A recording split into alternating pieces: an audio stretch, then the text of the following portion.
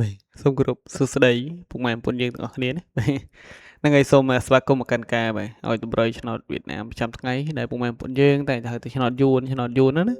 បាទគឺថាថ្ងៃថ្មីក៏បានឈានចូលមកដល់ទៀតហើយសម្រាប់តម្រុយរបស់យើងណា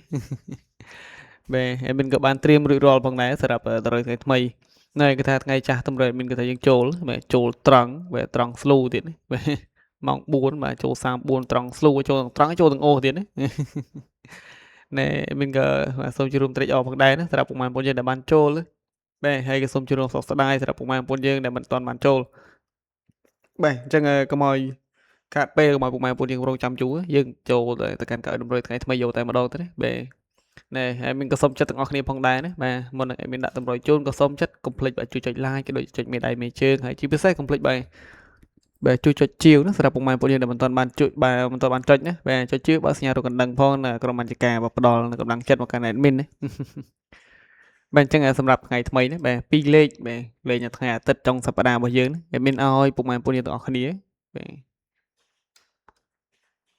ទមានឲ្យ42ណាបាទក្របទីបាទ2គឺថាមានឲ្យ68បាទចូលក្របទី3របស់យើងវិញណាមានឲ្យបាទណែមានឲ្យ12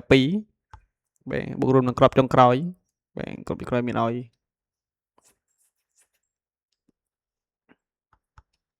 បាទ8ទៀតហើយបាទណែមានឲ្យ85តែម្ដងបាទអញ្ចឹងពុកម៉ែបងប្អូនយើងណាយកទៅកំសាន្តលេងស្រាប់2លេខរបស់យើងបាទកុំភ្លេចឲ្យសោះបាទ5ទៀតតែម្ដងបាទចាក់គុណត្រឡប់ឬក៏ឡើងមើលលេខចុះមើលលេខផងមក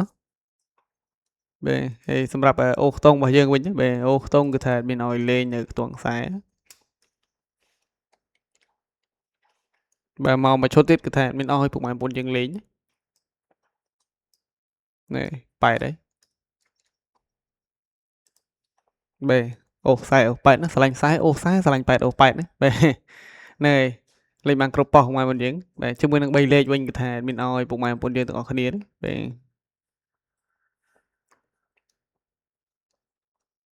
បាទមានឲ្យ854បាទមកគ្រាប់ទៀតគឺថាមានឲ្យពុកម៉ែបងប្អូនយើងនេះ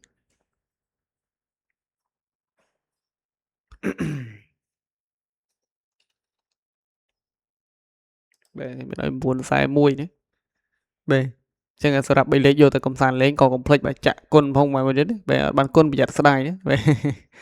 បាទបានគុណប្រយ័ត្នស្ដាយប្រយ័ត្នឆ្វេងរត់ទៅស្ដាំស្ដាំរត់មកឆ្វេងបាទមុខរត់ទៅក្រោយបាត់អត់បានគុណគឺថាស្ដាយមែនទែនសារនឹងមន់ធំនោះលេខធំបាទអញ្ចឹងសម្រាប់តម្រុយរបស់មានគឺមានតែប៉ុណ្ណេះឯងមានក៏សូមជូនពរដល់ពុកម៉ែបងប្អូនយើងទាំងអស់គ្នាដែលបានយកលេខតម្រុយពី channel របស់មាន YouTube សងក៏សូមឲ្យហេងបាទចូលចំទាំងអស់គ្នាណាហើយចុងក្រោយក៏សូមជូនពរដល់ពុកម៉ែបងប្អូនយើងបាទរកស៊ីបើចេះតែមានចេះតែបានបាទលុយចេះតែចូលចំណូលចេះតែកើនគ្រប់ពេលគ្រប់វេលាផងដែរណាបាទតិចទៅជុំក្នុងក្រុមគ្រួសារធ្វើដំណើរទៅទីណាមកទីណីក៏សូមបញ្ជូនតែសុវត្ថិភាពទាំងអស់គ្នាបាទអញ្ចឹងមានក៏សូមគោរពលាណាពុកម៉ែបងប្អូនយើងបាទចាំជួបគ្នាជាមួយនឹង admin នៅវីដេអូថ្ងៃស្អែកបន្តទៀតផងដែរបាទមានសូមអរគុណ